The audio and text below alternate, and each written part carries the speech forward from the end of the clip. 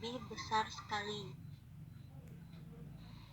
Ataupun ketika mengukur provinsi, negara, tata surya, dunia, bahkan seluruh dunia itu akan dikatakan lebih besar, sangat besar sekali.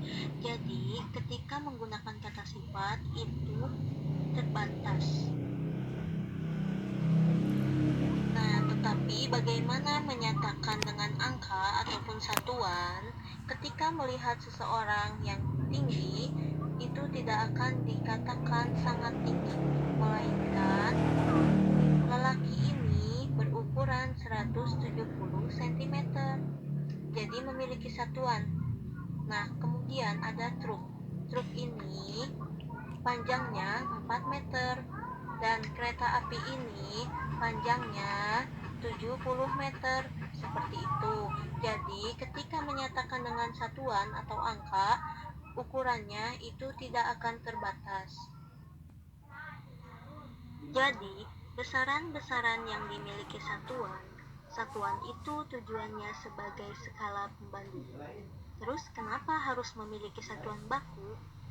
Nah, di sini Ibu akan sedikit menjelaskan dengan contoh. Di sini ada seseorang yang pergi ke warung yang disuruh ibunya untuk membeli telur.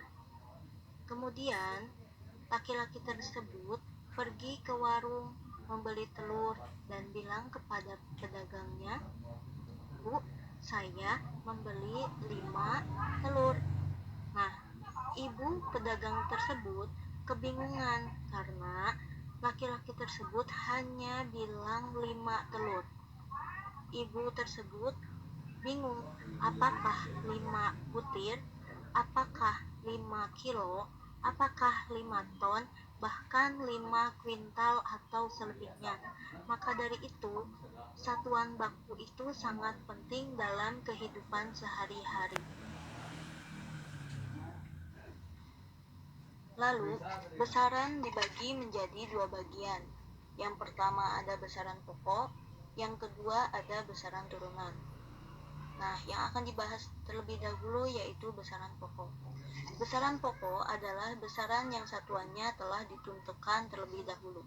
Ditentukan oleh siapa? Ditentukan oleh para ilmuwan zaman dulu. Nah, besaran pokok itu ada 7 yang dapat kita singkat dengan SMP jiwa atau jiwa SMP.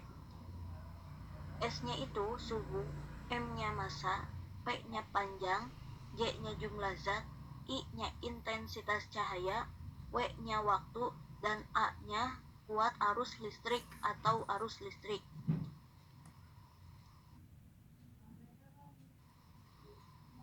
Lalu, besaran itu terbagi menjadi 2 bagian. Ada besaran pokok dan ada besaran turunan. Untuk sekarang, yang akan dibahas besaran pokok yaitu hanya panjang, waktu, massa, dan suhu. Nah, untuk besaran-besaran lainnya itu akan dibahas pada kelas 8 dan kelas 9. Sekarang panjang. Satuan panjang dalam standar internasional dinyatakan dalam meter. Namun, dalam kehidupan sehari-hari dikenal satuan-satuan panjang lainnya, seperti kilometer, mil, inci, sentimeter, dan milimeter. Hubungan antara satuan-satuan tersebut adalah sebagai berikut. Contohnya, ada 1 kilometer, ketika dirubah menjadi meter menjadi 1000 meter. Ada 1 inci, atau sama dengan 2,54 cm. Ada 1 meter menjadi 100 cm, 1 kaki 12 inci, 1 cm menjadi 10 mm, 1 mil menjadi 1693 km. Nah, adapun contoh di sini ya, ada 2 contoh. Konversikan yang nomor 1, konversikan satuan-satuan tersebut adalah sebagai berikut. Nomor 1, 4 kaki sama dengan berapa inci? Nah, di sini kita bisa lihat di atas di hubungan antara satuan-satuan tersebut, 1 kaki itu menunjukkan 12 inci. Nah, di sini ada 4 kaki, berarti 4 dikali 12 inci ya, 4-nya itu kaki, 12-nya itu inci. 4 kali 12 sama dengan 48. Jadi 4 kaki adalah 48 inci. Seperti itu. Untuk nomor 2, ada 300 cm sama dengan titik-titik milimeter. Sama dengan meter. 300 cm diubah menjadi meter. Nah, dijawab. Oke. 300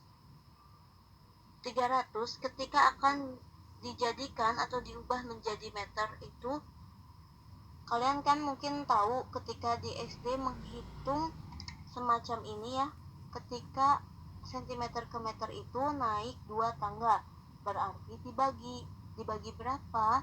Dibagi 100. Nah, jadi 300 dibagi 100 sama dengan 300 cm sama dengan 3 meter. Yang kedua, besaran pokok, yaitu ada massa. Massa itu tidak sama dengan berat benda. Massa sebuah benda itu menyatakan jumlah zat atau materi yang terkandung dalam benda. Sedangkan berat benda merupakan gaya tarik bumi yang dialami benda tersebut. Nah, adapun satuan massa dalam kehidupan sehari-hari yaitu ada ton, kuintal, ons, gram, dan miligram. Hubungan antara satuan-satuan tersebut adalah sebagai berikut.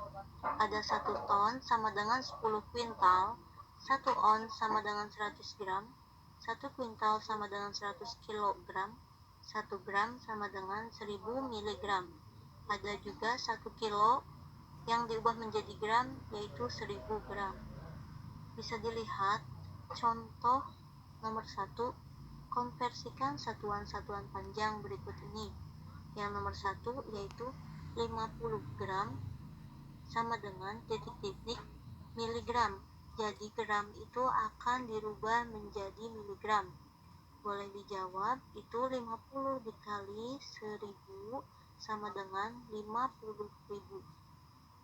Jadi 50 gram itu sama dengan 50.000 miligram. Kemudian yang kedua yaitu 750 gram yang akan diubah menjadi ons. Boleh dijawab,